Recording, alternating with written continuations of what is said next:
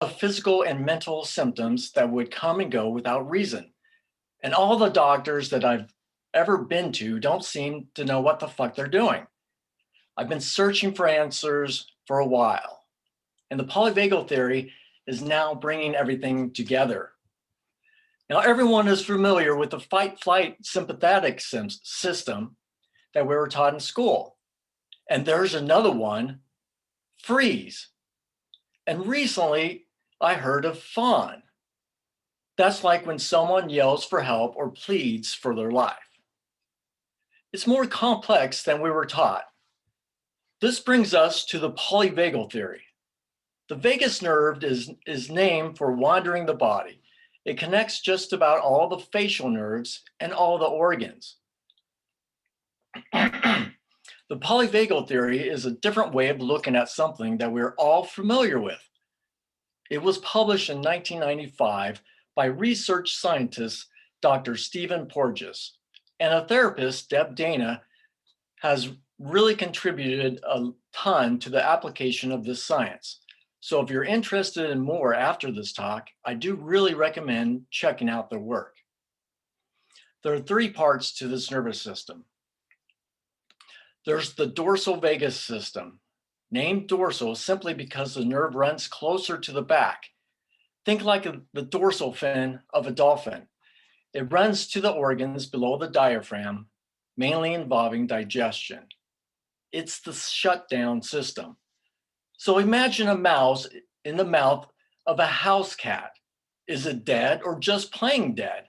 And if it's playing dead, it's not playing. It's not thinking about it. The nervous system has shut down the body in hopes of saving its life. It's the last resort. Maybe the cat will put down the mouse thinking it's dead, and it springs back to life and runs to safety. This is the system of immobilization.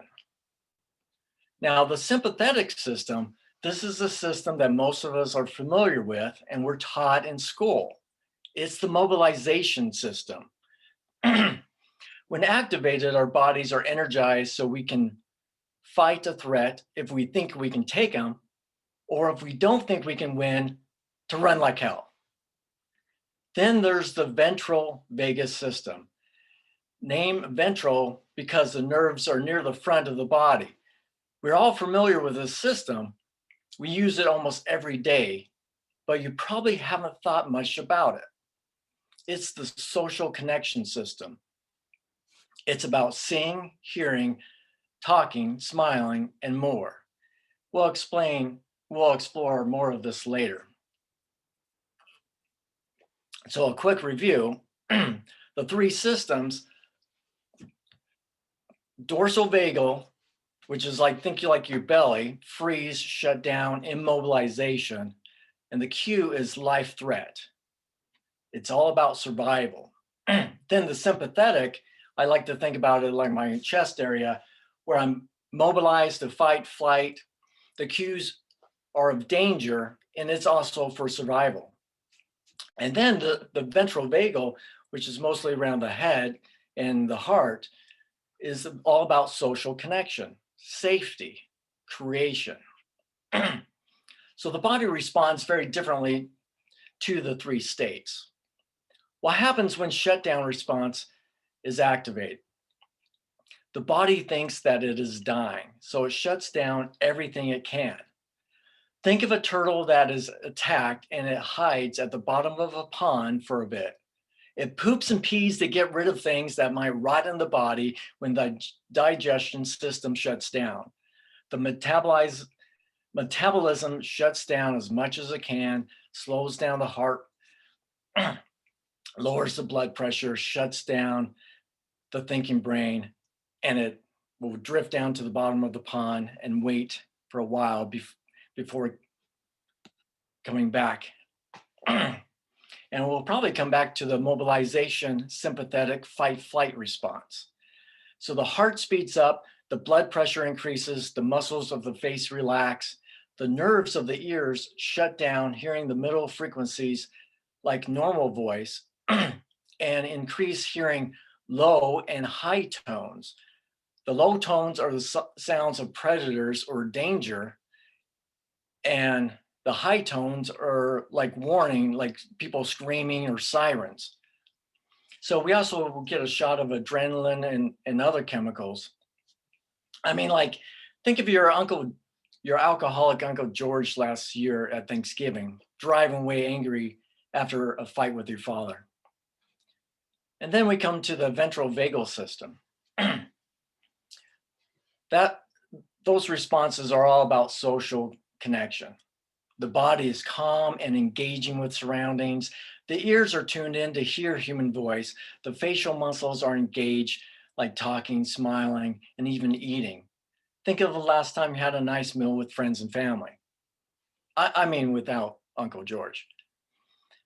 These are the three basic states. It just gets more complex from here. The three systems can be activated in different levels, different ways, and also in combinations. When the dorsal vagal system is activated, we can experience freeze, faint, collapse, disassociation. We can feel defeat, depression, shutdown, numbness, and so on. When the sympathetic system is activated, we can experience flight, fight, fawn. You can feel aggression, irritability, anxiety, panic, hyper alertness, etc. When the ventral vagal system is activated, we can experience a sense of safety, connection, creativity, play, exploration. And a couple examples of the blended states are active play.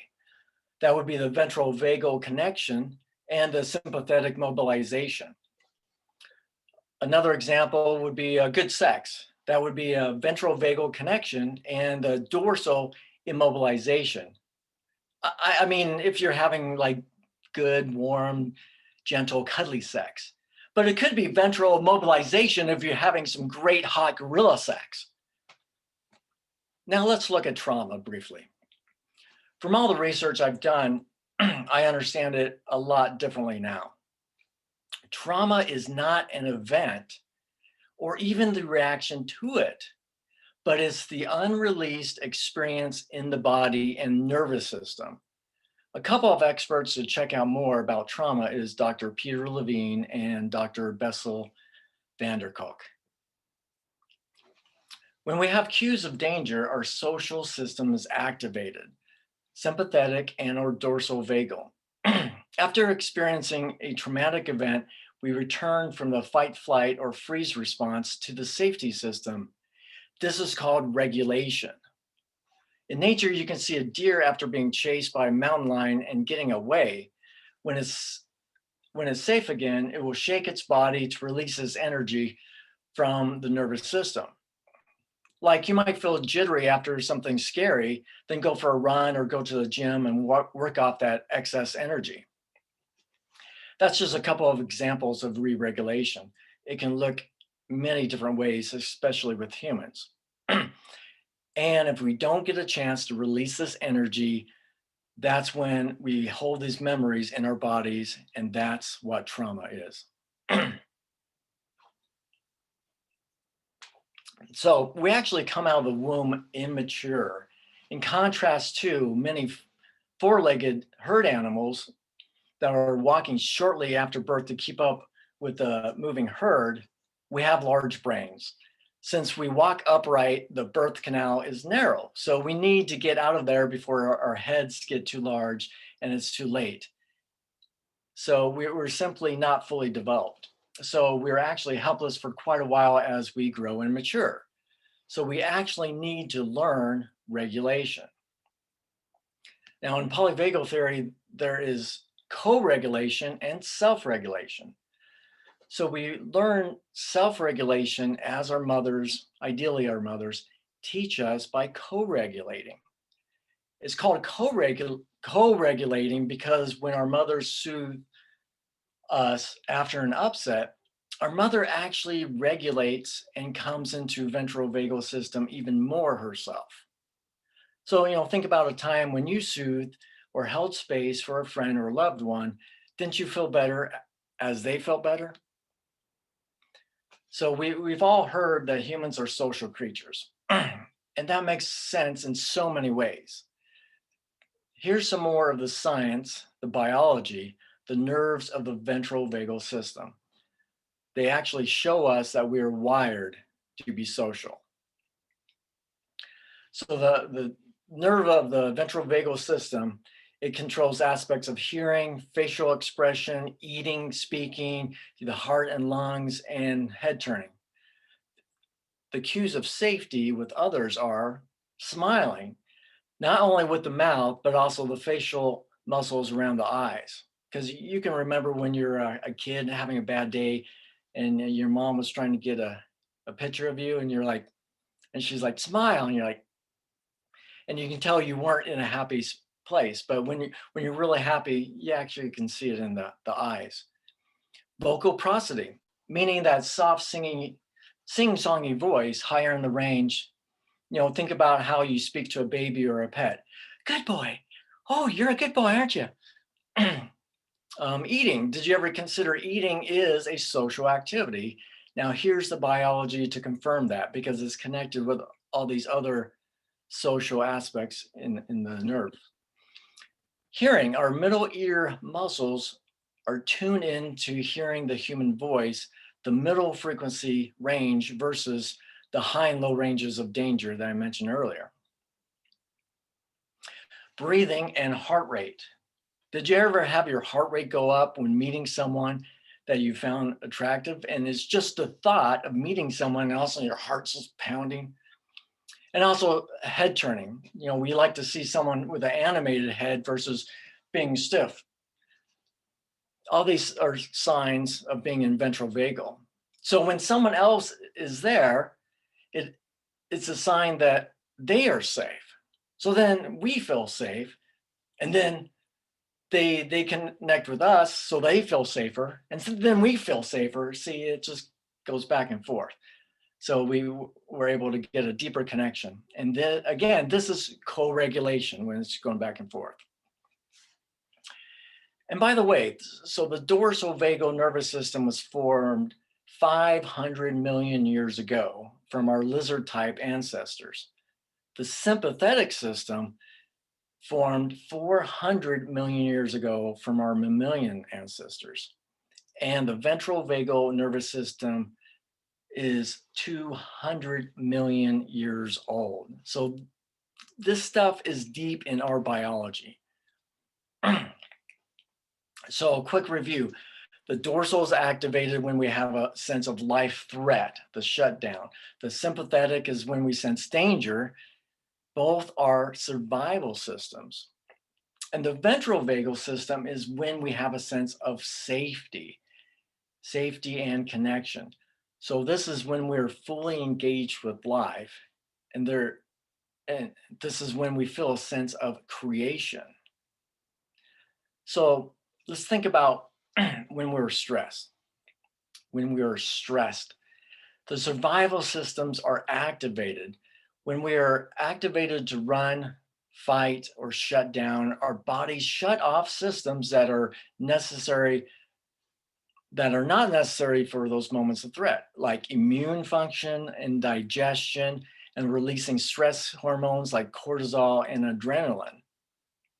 So remember, these systems all serve us to help us survive. There's a reason that they work and they work well, but they're meant for short periods of time.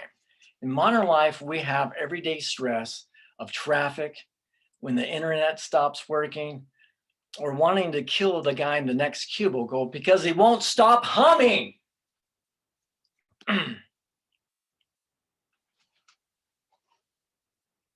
What might happen to our bodies when the systems of survival are overactivated over time? Perhaps you have trauma or live in a toxic environment. I'll let you think about that because that's a whole nother talk or two or three. The one key that seems to be needed in every healing modality I've ever experienced or studied is safety. And most often that is due to connection with another person. So it's important that we learn to re-regulate back to ventrovagal often and as soon as possible for our happiness, well-being, as well as our long-term health. Learning to re-regulate is called resilience. Just as much as we need time in ventral, we do need those times of stress to learn and grow. So we need to practice and get good at self-regulating and co-regulating, coming back into ventral over and over again, and that over time builds up resilience. So there seems to be a whole big lack of this in our modern world pre-pandemic, and now this is needed more than ever. So if you can't explain why you're unfocused, tired, fatigued, have aches and pains, constipation, diarrhea, and so on, when they come and go for no apparent reason, you might consider getting more ventral vagal time in your life. Remember, when you are in ventral vagal social connection mode, you will feel a sense of connection, safety, more creativity, better sleep, better digestion, better emotional regulation, more outgoing, expressive, and so on. Addictive behaviors are an effort to self-regulate, but they don't work for the long term. And boys and girls, that includes social media. Just saying, it's entertainment, not connection. So there are many ways to re-regulate. Self-soothing, nature, exercising, dancing and drumming are great. Even another mammal works. But the best way, according to our biology, is with another human. So go out and co-regulate with someone, even if it feels weird, especially if it feels weird. Fuck, just go make it weird. Thank you. Everybody, this is your time. Unmute, clap. Yay, very good, Tyrus, thank Tyrus. you, thank you, thank you. That was awesome. Wonderful. Thanks, man. Great job, Tyrus. Thank you. Okay, so everybody, if you haven't clapped yet, I'm looking at you, Carnita and Cody. I know you're driving, probably Cody, so just nod and let me know that you're clapping, Cody. We're just gonna assume you're driving and staying alive. I can't so. clap. Fair. Okay, so with that, this is a good moment to to pause and go for the next, let's see, 13 minutes. Tyrus will take questions from you. So if you have any questions, smart, not smart, weird, not weird, as long as they're loving, feel free to ask Tyrus any of the questions. And just jump in, unmute and jump in.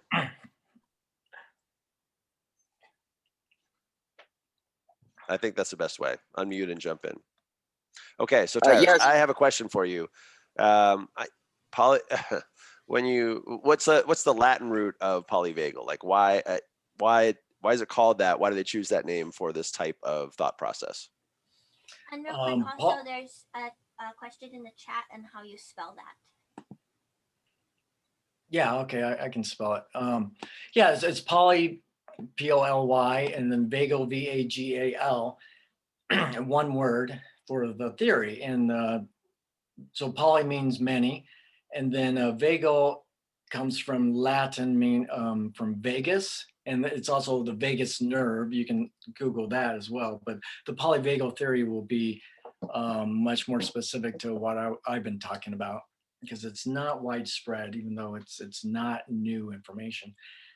And so vagus in Latin means wanderer, which is, it's somewhere like Las Vegas.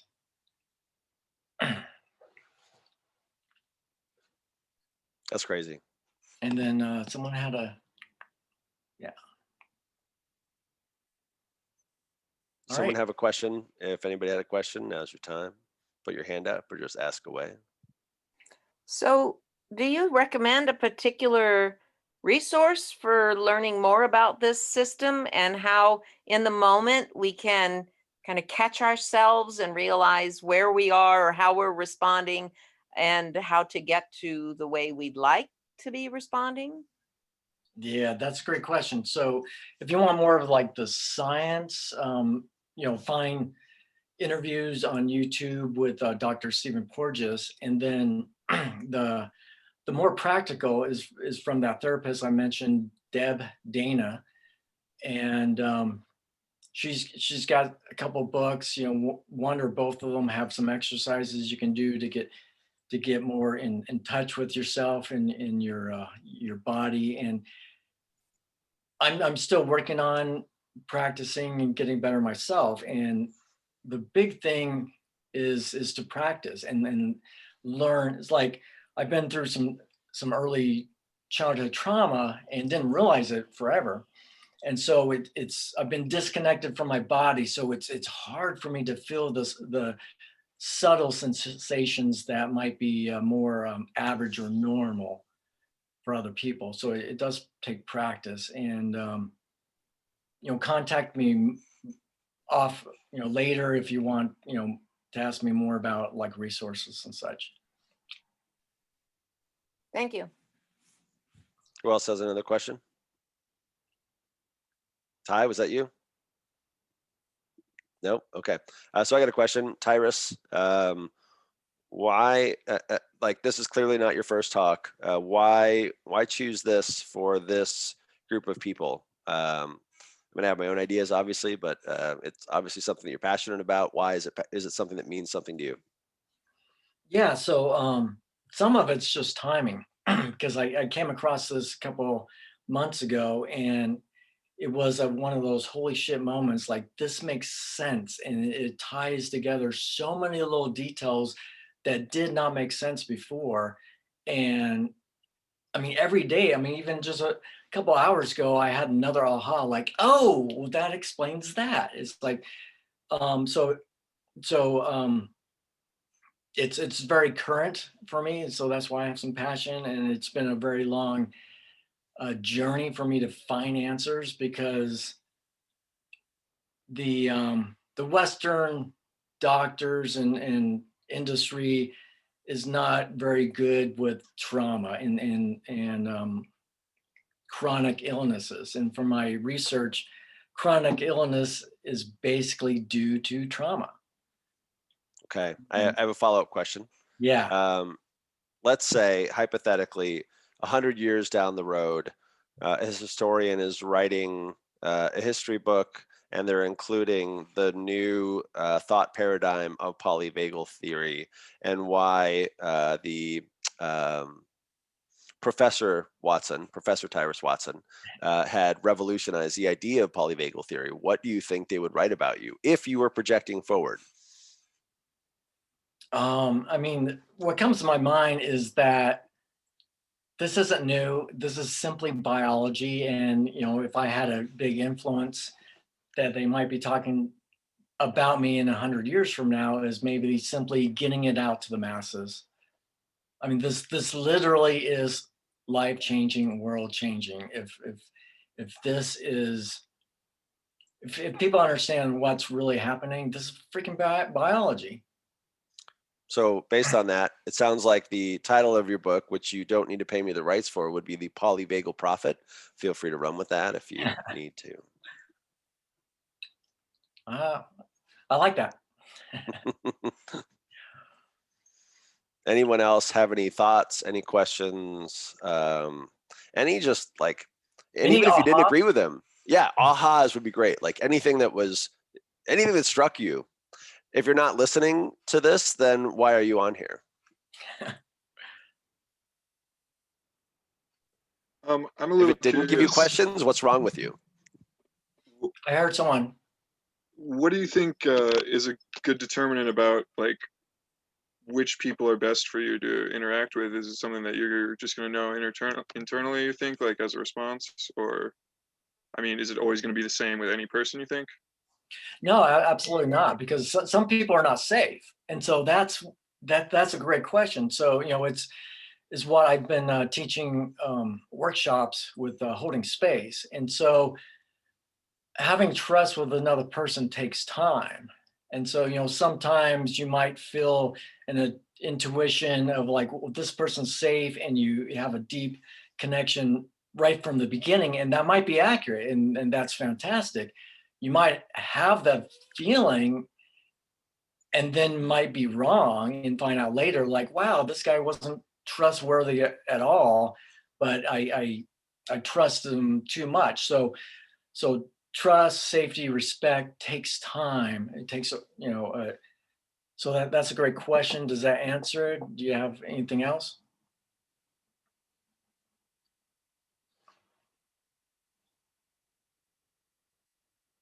Any ahas? Those are the I have an best, by the way. observation or question or something like that. Yeah, go. So for the past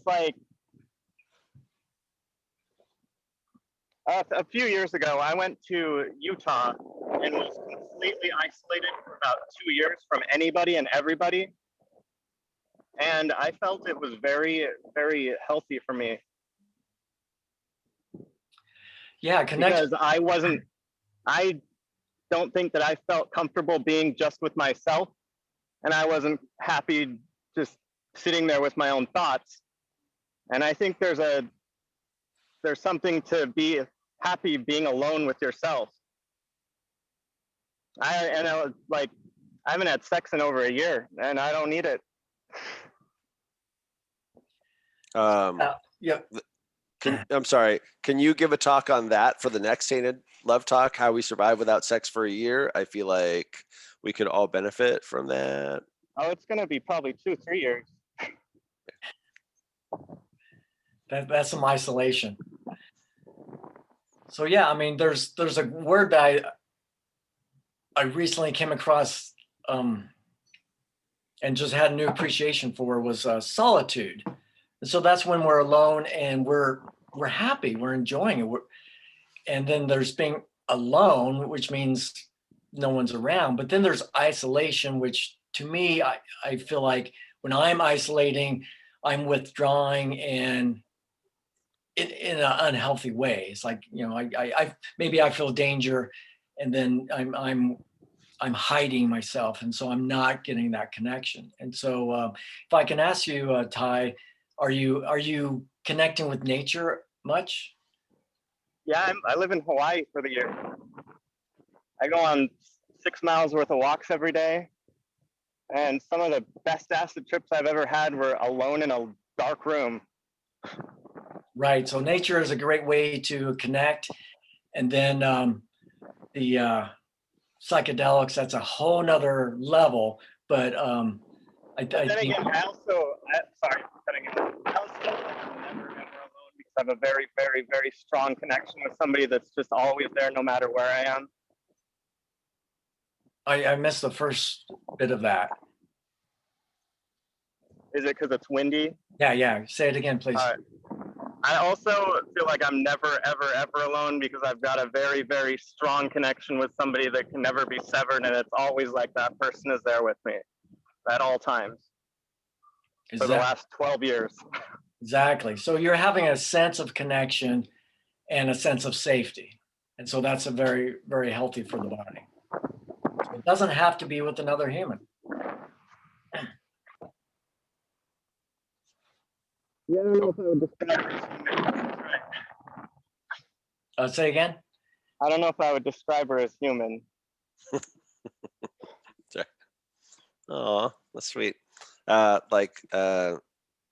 Instead of Xenoviv, it'd be more like Xeno Amor if we're going for the Latin root of shout out to Momo for her last name, Alien Love. Oh, I'm a hello, nerd. I'm guys. sorry. I don't know how to talk to people. No, you're doing fantastic. You guys get a sneak peek. So all the pretty videos that we've done, this is where Tainted Love's going to be streamed out of. This RV. Can you see it? Sweet. My God. It's hilarious. Awesome. Super cool. You're a rock star, Mama. Oh my God, Nick, that echo. I'm That just echo like, though. I love it. I love it. Stay with it. Stay with it. Okay, I think that wraps it up. Does anybody have any last questions for Tyrus? We're at the last minute. I saw a blown kiss to you. I think that just means everything you said was awesome. Again, Tyrus, please, everybody, give a hand, do a love, do a snap for Tyrus. Thank you, Tyrus. That was wonderful. I appreciate your contribution. Thank you.